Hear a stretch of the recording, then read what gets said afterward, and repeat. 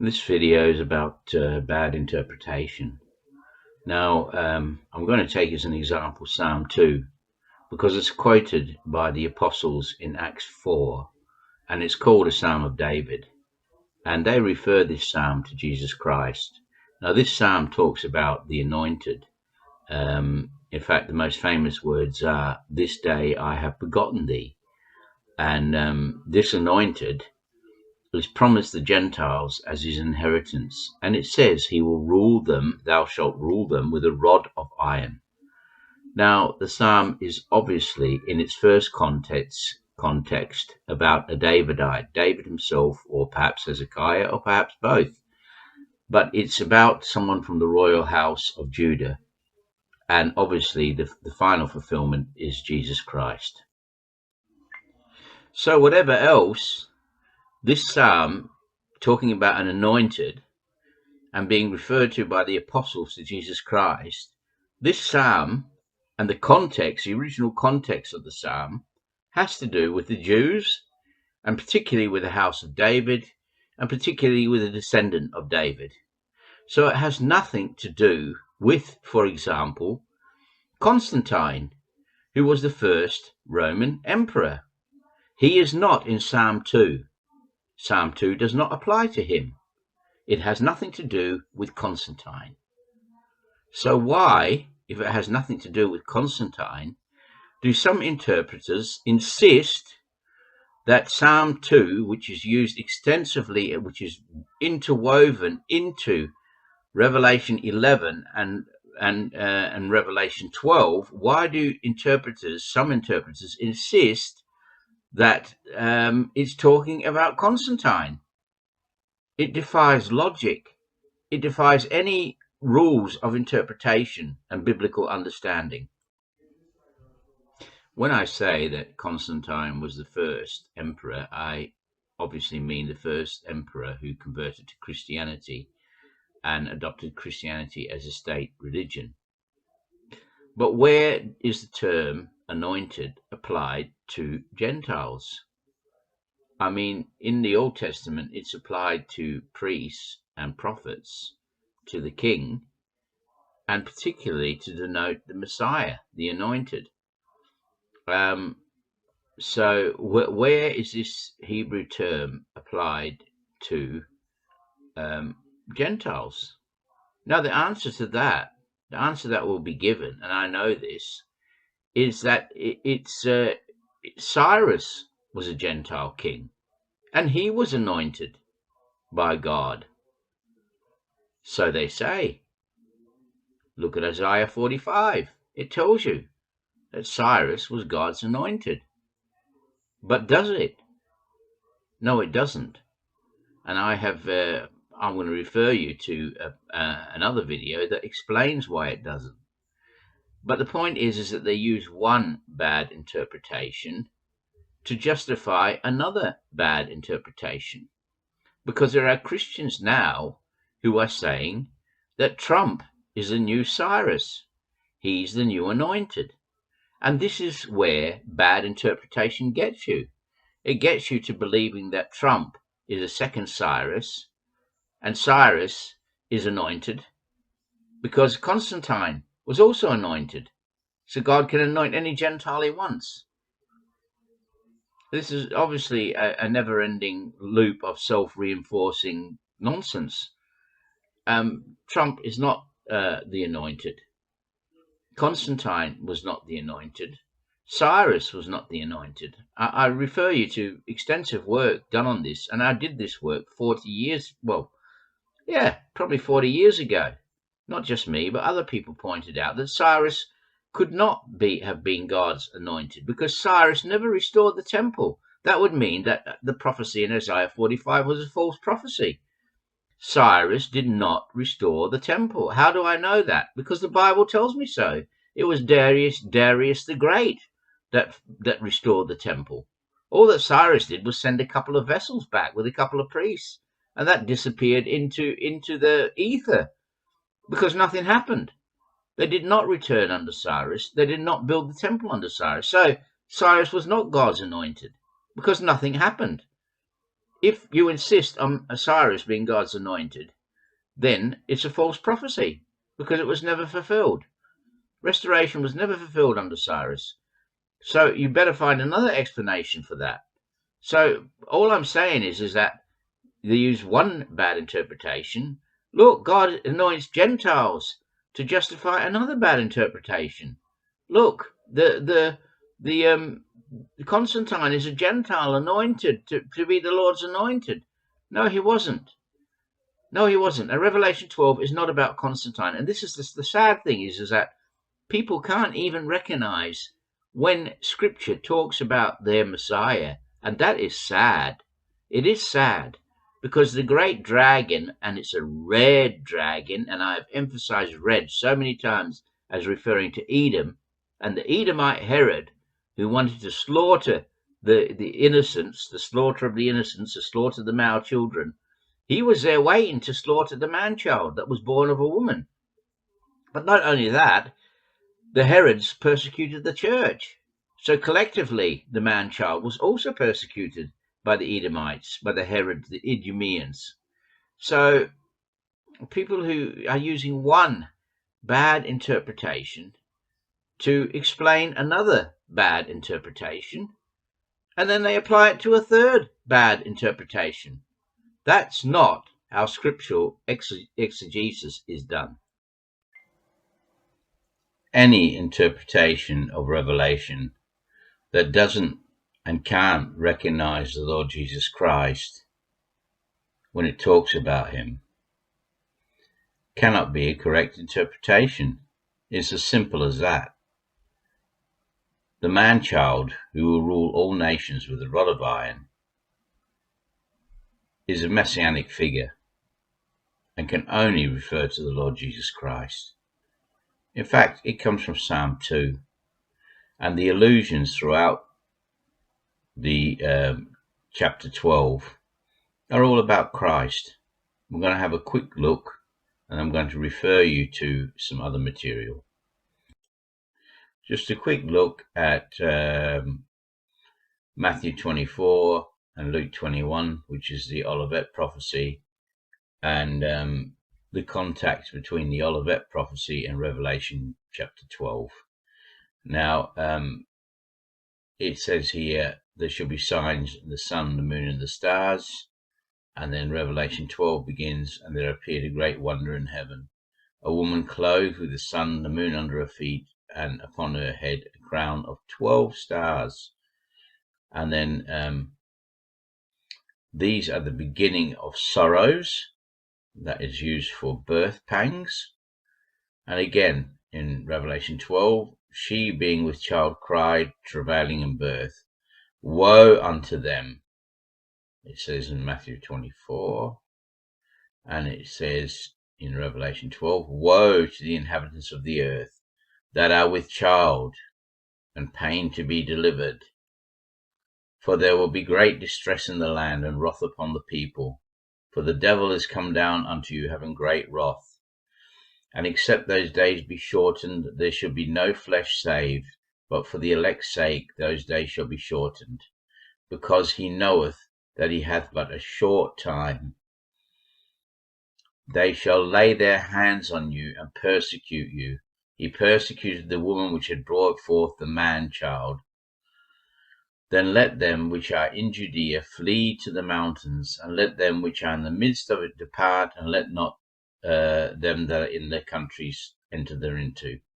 And to the woman were given 2 wings of a great eagle, that she might fly into the wilderness, into her place, where she is nourished for a time, a times and a half from the face of the serpent. So, in my commentary, it says Luke 21 relates to the Christian flight to Pella, which occurred during the first revolt. So here we obviously have a message that has to do with the collective. Well, it's based on Christ because he's the man-child, but here the man-child collectively becomes the church, which is being persecuted. And the example being given is a woman about to give birth, and there's a red dragon. Note the word red, because we've seen from scripture that red is always associated with Edom, and it was Herod who persecuted the early church in the 1st century. He killed James, and he was involved with the crucifixion of Christ. But the story here is based on the red dragon, Edom, Herod, the Edomite, and the slaughter of the innocents. Because if we remember the story in Matthew, he found out from the wise men that they were expecting a Messiah, and they come to visit to pay obeisance to the Messiah, and he asked them where the Messiah was going to be born, and he then went and slaughtered everyone under the age of 2 years old. So the slaughter of the innocents is an Edomite, the red dragon, the Edomite, persecuting Christ, and later he persecuted the church. So this is about persecution, and it's based on the 1st century AD. AD 70 was the fall of Jerusalem. Jesus is telling them to flee, and but it's a repeat pattern. It's not just all fulfilled in the 1st century, because it repeats. And again, we've had Psalm 2 throughout Revelation 11 and 12. Why do the heathen rage? And people imagine a vain thing in Psalm 2 and Revelation 11:12. And the nations were angry, and thy wrath is come. Ask of me, and I shall give thee the heathen for thine inheritance. The kingdoms of this world are become the kingdoms of our Lord. Now those words are not spoken to Constantine. They're spoken to Christ, to the anointed. Ask of me, and I will give thee the heathen for thine inheritance, that thou shouldst give reward unto thy servants the prophets. The rulers take counsel together against the Lord and against his anointed, Psalm 2, and of his Christ, his anointed, Revelation 11 and 12. Thou art my son, this day I have begotten you. And she, being with child, cried, travailing in birth, and pain to be delivered. So this is about the birth of Christ and the birth of his church. It's a metaphor for the birth of his church, the persecution of the Lord and the persecution of the early church. But it's a repeat pattern. This is AD 70, but it happened again in AD 132 to 136, when Bar Kokhba, for a 3.5-year period, persecuted the Christians. Isn't that interesting? 42 months, 3.5 years.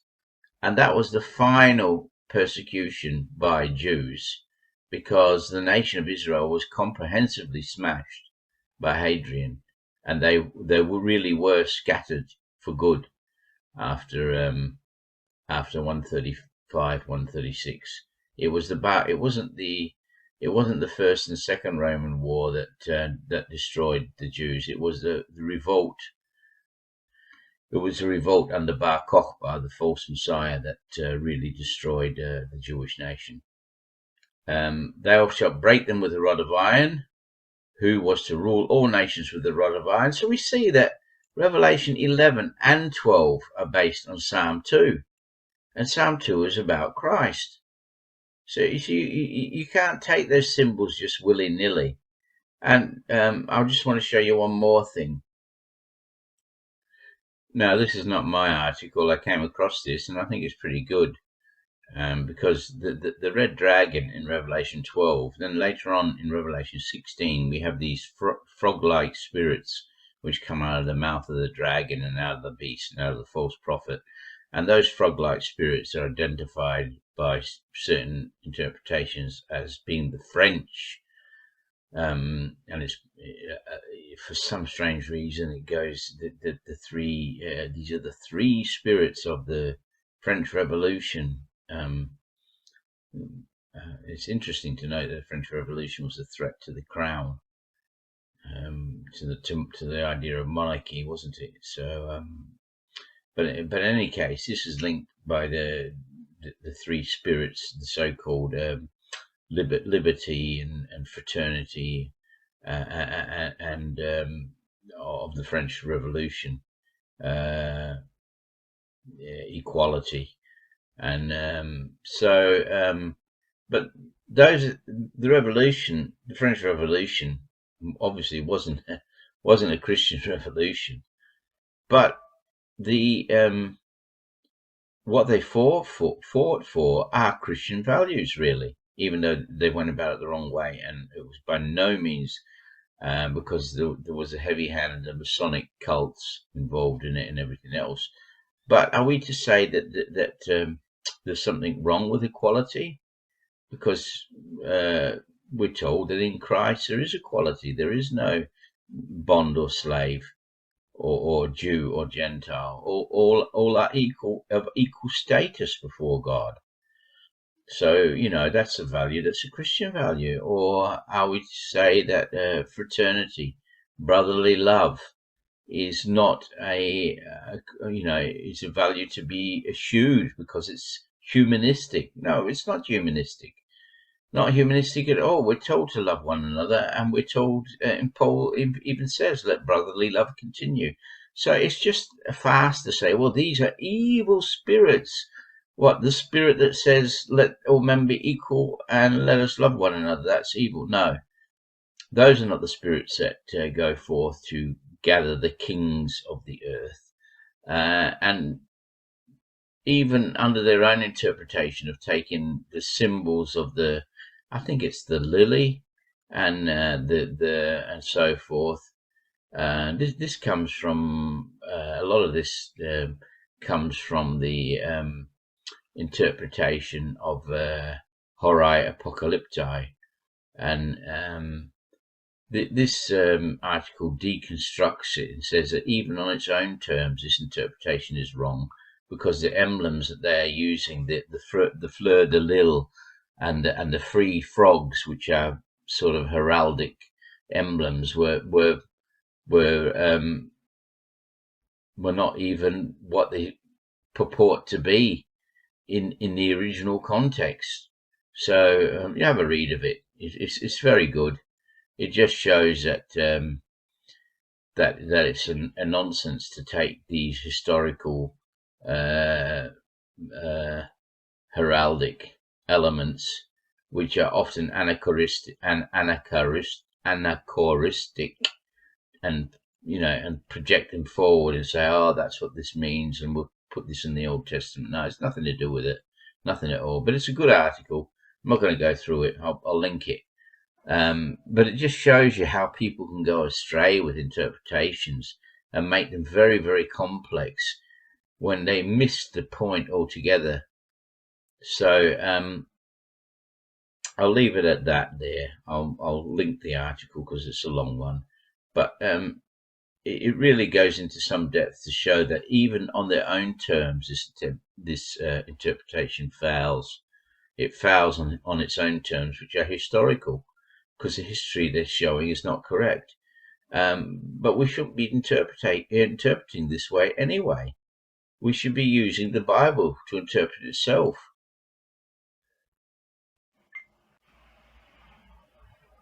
And so I'm going to link now to a video I did on Revelation 12, and also connecting Revelation 12 with Revelation 16, with Armageddon, and we'll put some other links underneath as well, so you can read the commentary and make your own mind up.